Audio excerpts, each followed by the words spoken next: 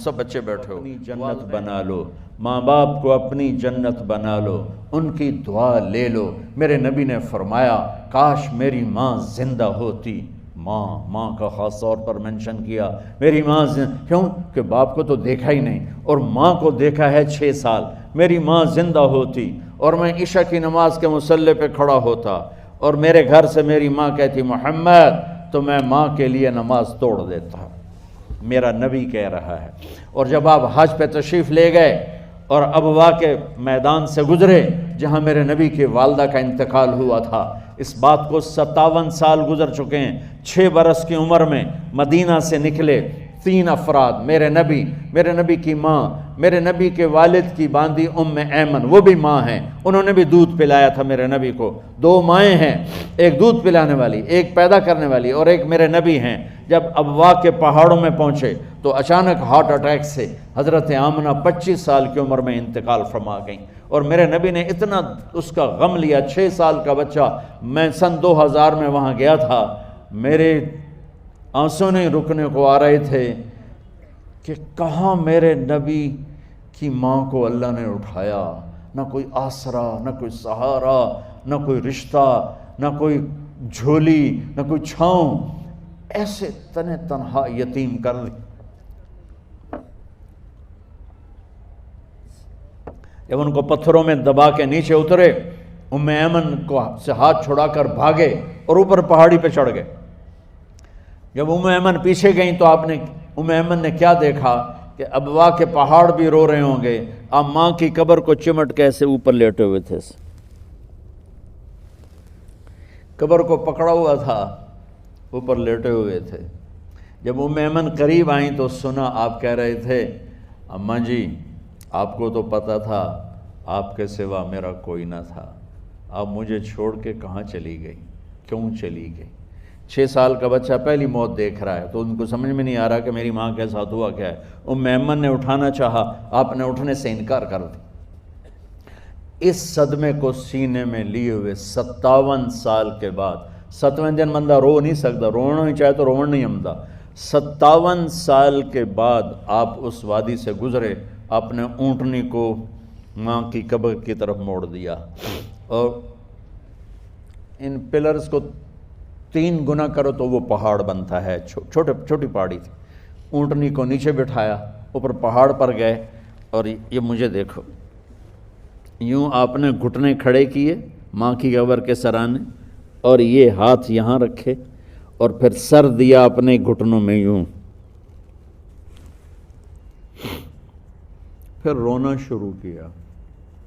اتنا روئے، اپریل کا مہینہ تھا، دھوپ سر پہ پڑ رہی تھی، ہم تو ٹھنڈی دھوپ میں بیٹھے ہیں، شدید دھوپ میں بیٹھے تھے، اور اس کنڈیشن میں یہ بچوں کا سٹائل ہوتا ہے جب لمبا رونا ہو تو وہ یوں بیٹھتے ہیں سر اندر دے کر۔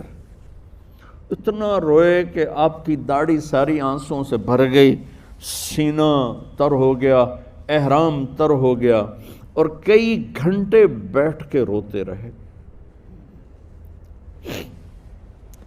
2 جہان کے سردار ہو کر تمنا کر رہے ہیں کاش اماں تو زندہ ہوتی، تو مجھے کہتی محمد میں تیرے لیے نماز توڑ دیتا۔ اور میرے نبی نے، یہ بچیاں غور سے سنو، میرے نبی سے پوچھا گیا یا رسول اللہ قیامت کب آئے گی؟ آپ نے فرمایا یہ تو اللہ کو پتہ ہے۔ میں نے کہا یا رسول اللہ کوئی نشانی بتا دیں، تو آپ نے فرمایا جب بچیاں ماؤں کو ذلیل کریں گی تو قیامت آ جائے۔ جب بیٹیاں ماؤں کے ساتھ بدتمیزی کریں گی اور ماؤں کو ذلیل کریں گی تو قیامت آ جائے گی۔ ایک ماں بیٹی کو میں بھول نہیں سکتا، ماں کے موٹے موٹے آنسو گر رہے تھے، اور بیٹی ماں سے کہہ رہی تھی بھوک نہیں، ہماری اپنی پنجابی زبان، بھوک نہیں، اوئے ہوئے ہوئے ہوئے، یہ تو ہم نوکر کو کہتے ہوئے ڈرتے ہیں، وہ ماں سے کہہ رہی تھی بھوک نہیں، یعنی بکواس نہ کر، اور وہ آگے چپ، صرف آنسو اس کے گر رہے تھے ایسا۔ شاید وہ یاد کر رہی تھی کہ 9 مہینے کیسے اس کو میں نے پیٹ میں پالا، جنتے ہوئے کتنی تکلیفوں سے گزری، اور اس کو دودھ پلاتے ہوئے کتنی راتیں میں نے کاٹ کاٹ کے گزاریں، اور اس کے پیشاب دھوتے ہوئے کتنی دفعہ میں سردی میں ٹھٹھری، اور آج یہ مجھے کہہ رہی ہے بھوک نہیں۔ اس لیے میرے نبی نے فرمایا جس نے ماں باپ کو دکھ دیا، سنو غور سے بچوں سارے سنو، جس نے ماں باپ کو دکھ دیا اس پہ اللہ کی لعنت، اس پہ فرشتوں کی لعنت، اس پہ زمین آسمان کی لعنت، نہ ان کی نماز قبول ہے، نہ روزہ قبول ہے، نہ صدقہ قبول ہے۔ میرے نبی کی زندگی کا دوسرا روپ حقوق العباد، نماز حقوق اللہ میں آ جاتی ہے، میں حقوق العباد کی تھوڑی سی وضاحت کر رہا ہوں۔ ماں باپ زندہ ہیں تو دعا لے لو۔ والدین سے کہتا ہوں بچوں کو عزت دو، جہاں اولاد ماں باپ کے حقوق ہیں وہاں اولاد کے حقوق ہیں، اولاد کو عزت دو، اولاد کو عزت دو، اولاد کو عزت دو۔ بہت سی اولاد کی نافرمانی کا ذریعہ ماں باپ بن رہے ہیں، سختی کر کے، زبردستی کر کے اور ٹھونس کر چیزیں نوکروں کی طرح سلوک کر کے۔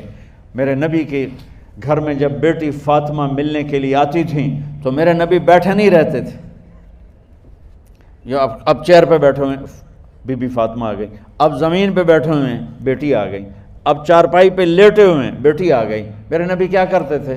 کھڑے ہو جاتے تھے، کھڑے ہو جاتے، ایک دم کھڑے ہو جاتے تھے، اور پھر کھڑے نہیں رہتے تھے، تیزی سے آگے بڑھتے تھے اور حضرت فاطمہ کا ہاتھ پکڑ لیتے تھے۔ یہ والدین غور سے سنو، حضرت فاطمہ کا ہاتھ پکڑ لیتے تھے اور ہاتھ پکڑ کے مجھے دیکھو یوں بوسہ لیتے تھے، بیٹی کا بوسہ لیتے تھے، پھر ہاتھ چھوڑتے نہیں تھے، ہاتھ پکڑے پکڑے لاتے لاتے لاتے ان کو چارپائی پر پہلے بٹھاتے تھے پھر خود بیٹھتے تھے۔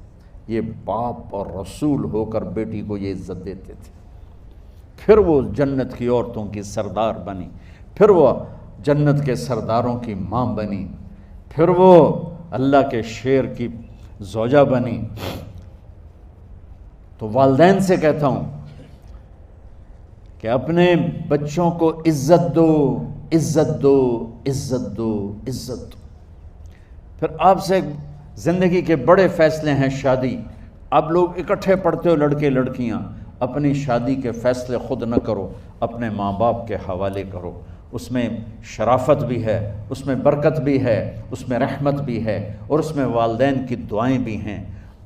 کورٹ میرج کو ہوا نہ دو، boyfriend girlfriend culture ہمارا نہیں ہے، میرے نبی کے طریقے میں مرد اور عورت کا صرف نکاح سے تعلق ہے، اس کے علاوہ سب جہنم کی آگ ہے۔ اور والدین سے کہتا ہوں کہ اپنے بچوں سے پوچھ کے رشتے کرو، زبردستی مت کرو۔ میرا معاشرہ بہت سنگین قسم کے جرم کا شکار ہے، بچوں پہ مسلط کر دیتے ہیں، ایتھے ہی کرنی ہے، جٹائیں چی کرنی ہے، بٹائیں چی کرنی ہے، پتہ نہیں آئے کتوں جٹ بٹ۔